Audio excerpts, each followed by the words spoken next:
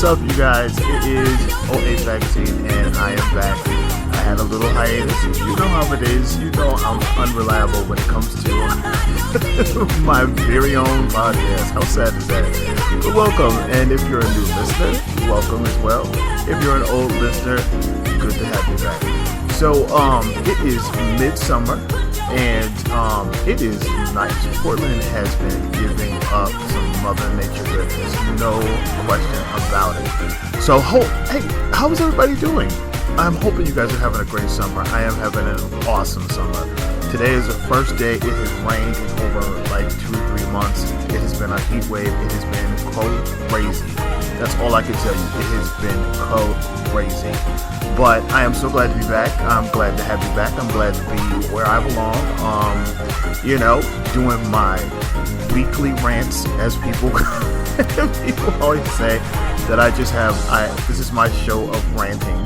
So we'll just call it what it is. It's OA Magazine, my rant podcast. So here I am. So if you're a brand new listener, basically OA Magazine is the basis of all things on my mind that I decide to just talk about. They're very random. It is very rare that I actually have topics of conversation where they're like, something monumental, substantial, or anything like that. Usually it's just me running into shit, talking about shit, saying, you know what, this gets on my damn nerves. So this is what I say. This is what I do. This is my show. And today is all about being focused.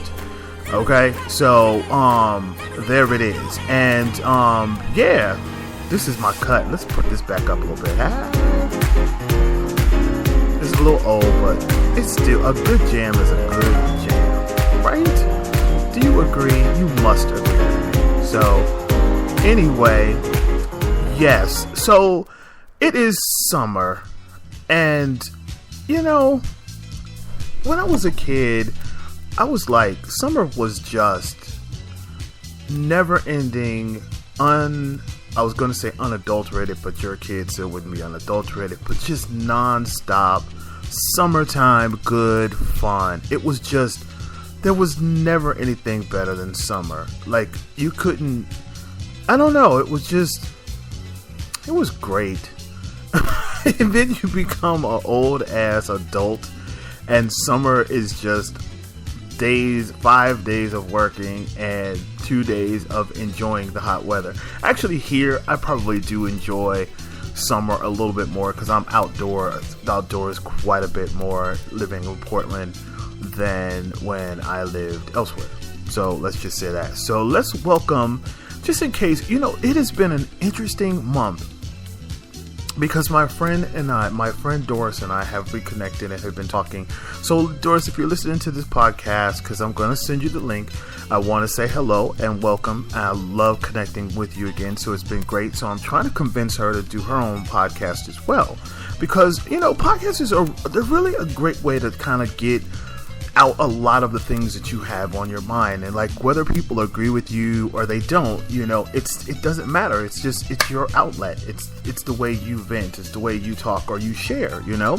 It's one of those things where I don't know.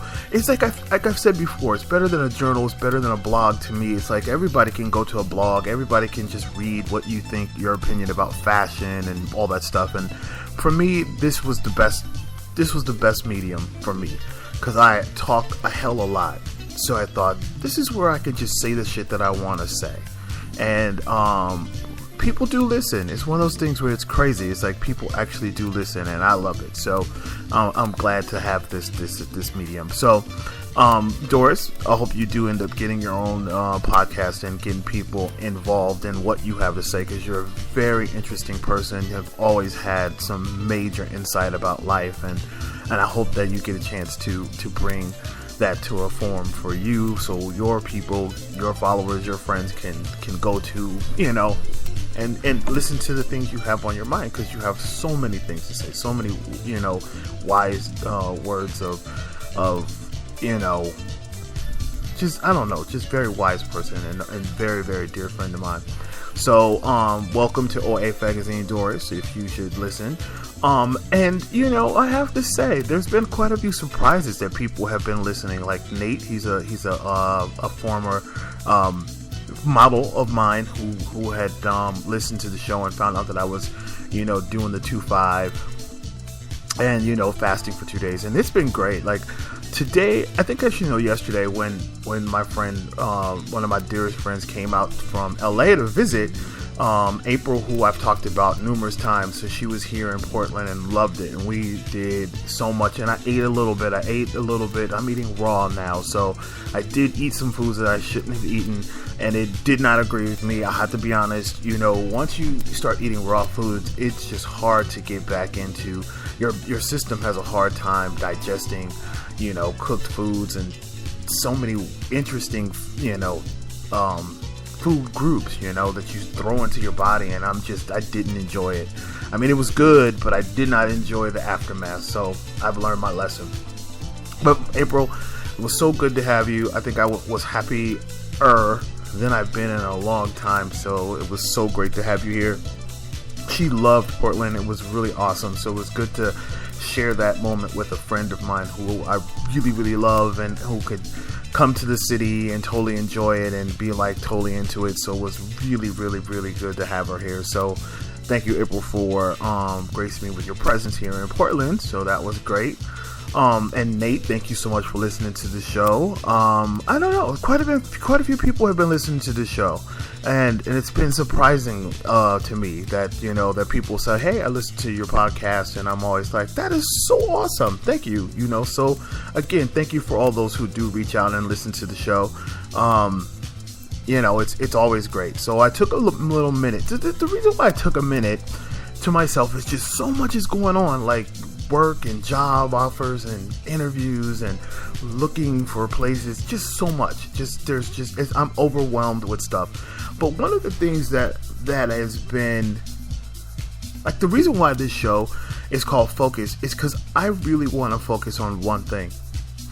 And one of the things that's got to go, and I've been debating it, and I only had one single group, was my men's masturbation group, Bait Masters, and it was great. Like, it was really nice to put this group together. And as I've been thinking about it, it's like I have such an issue right now with the gay community at large. It's just, and it's so strange because I'm so pro-gay and but I'm realizing that maybe I'm more pro-me than I am pro-gay. Like, I love gay topics, I love gay events, and I get so excited about them when I hear them, and then when I turn up or I show up, I'm always so disappointed. And it's because what gay has become. And at first I thought I was alone. At first I thought I was by myself. I was like, I'm really jaded. And I am, to a degree. But I'm just realizing that the way that gay people want to interact is just not the way that I foresee it or the way that I enjoy it. Like, the men's masturbation group is great. I love the idea. I think the purpose is also great, like just getting away from your phones and getting out of the idea that men need to be within walking distance, on these apps and you've heard me talk about it before, and I'm just like, I'm trying to get these people together to do something outside of their norm and outside of a social norm. The social norm now is an app where a person is within walking distance or spitting distance from you. You hook up and you walk away. Like, there's just something so wrong about that. Like, I just can't understand lazy sex. I can't understand lazy connections. I just think there needs to be a little bit more effort put in it for both people, for all sides, all angles. And so I formed these groups. Like, I wanted to do this men's meditation group, and I wanted that to derive from Bait Masters. And then I thought, excuse me, I wanted to do, I had the men's room, the dance thing. And then there's just all these ideas that I keep having. And then while I was on hiatus, I created this pride sort of multicultural pride that I wanted to put together for next year. And I keep coming up with all these ideas to get people together to sort of come up with this more diverse group of gay males to do stuff. And when you realize like I can have an idea all day, but if people aren't on board, the idea just basically goes flat, And I just got tired. I said, you know what? I'm not going to be the idea man. I'm going to focus on me and my brand. The Omari Abbasi brand is all I'm going to focus on. That's it. And no matter how much money and time and effort I've spent on all these exterior ideas like Bait Masters and, the diverse multicultural pride and the meditation group, I can't do it anymore. Like, I'm just over it. I'm over it because so many gay people want to have this inclusion. Like, they feel like if somebody is being left out of something, especially here in Portland, they want to fight for it. Like, there's been a lot of people sort of silently boycotting events that don't make transgender people or women feel comfortable at like male events. So like, basically what I'm hearing and what I'm feeling is that all male events are going to eventually be pushed to the side and made to be more encompassing of non-gender specific events. Now, while that is good for certain things, but I don't feel it's necessary for all things. And I am very pro-male gay. Just very pro-male gay. I love gay men, and I love gay masculine men. I love gay men. And I am an advocate for us.